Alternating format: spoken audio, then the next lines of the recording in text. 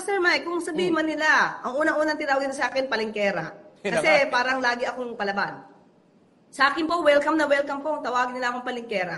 Kasi yung mga tao sa palengke, kahit maingay po yan, ibig sabihin may sense po yan. Huwag nilang maliitin. Ang mga nasa palengke, nagtatrabaho sa palengke, nag-aas ng palengkera. Ibig sabihin po niyan, na napapansin. So, welcome po sa akin yung mga tawag na ganyan.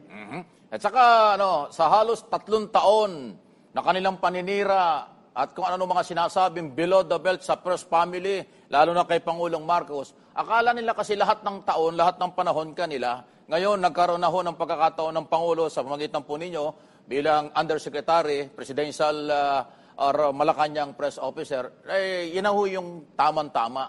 Sinasagot na ninyo. So, hindi nila akalain na merong lalabas at gagalaw ang ating Pangulo na ilagay ka dyan para harapin ito mga ganito. Kaya nasyak sila.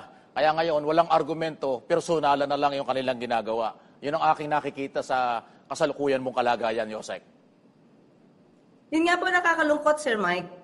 Sa 3 taon halos, puro paninira, puro walang mga basihang pag-aakusa sa Pangulo.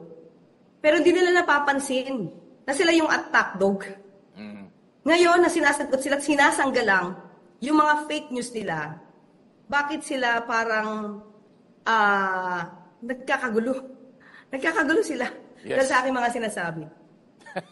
Natawa nga ako doon sa, kasi nanonood ako sa vlog mo eh. Doon sa garapata, may madumami ng garapata ng mga attack dog. Grabe. Kaya nga, mukhang na inuusig na sila ng kailang konsensya kahit hindi mo pinapangalanan, nagre-react. Hindi ko maintindihan yung mga tao yan. Natatawa talaga ako.